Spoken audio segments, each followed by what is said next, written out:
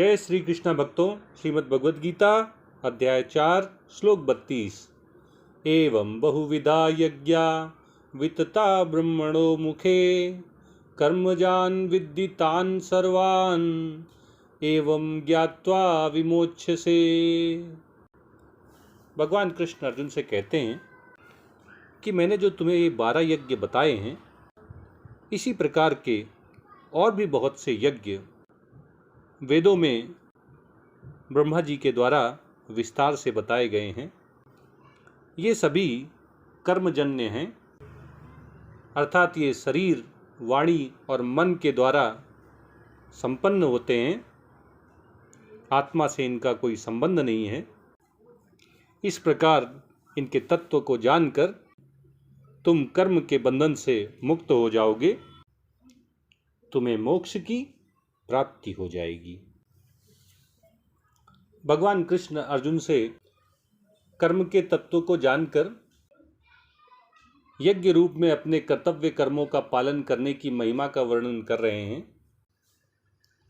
भगवान अर्जुन से कहते हैं कि मैंने जो ये 12 प्रकार के यज्ञ तुम्हें विस्तार से बताए हैं, ऐसे ही बहुत से यज्ञ ब्रह्मा जी के मुख से निकले हैं।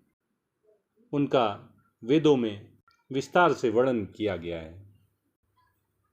वेदों में केवल स्वर्ग, भोग और ऐश्वर्य की प्राप्ति के लिए यज्ञों का अनुष्ठान करना नहीं बताया गया है, बल्कि परमात्मा की प्राप्ति के लिए, आत्म साक्षात्कार की प्राप्ति के लिए किए जाने वाले यज्ञों का वर्णन भी वेदों में ब्रह्मा जी के मुख से विस्तार से बताया गया है।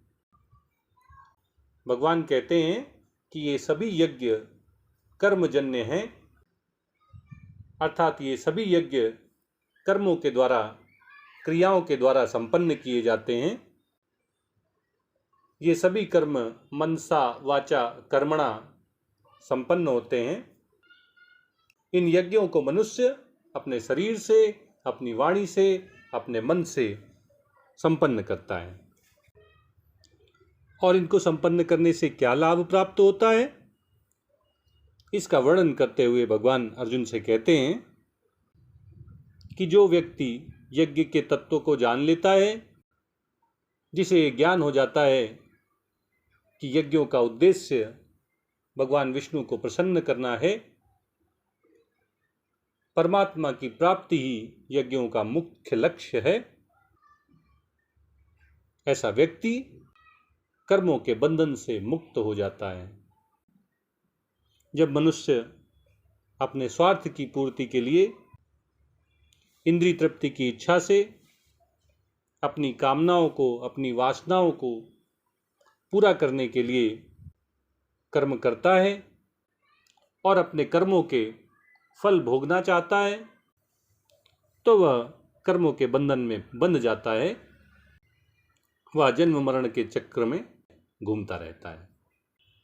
लेकिन जब मनुष्य यज्ञ रूप में अपने कर्तव्यों का पालन करता है, निष्काम भाव से, निस्वार्थ भाव से, परहित के लिए अपने कर्मों को करता है, तो वह कर्मों के बंधन से मुक्त हो जाता है।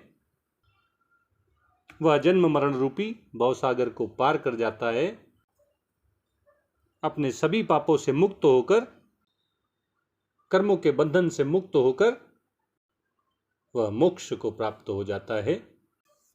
उसे परमात्मा की प्राप्ति हो जाती है, उसे आत्म स्वरूप का बोध हो जाता है।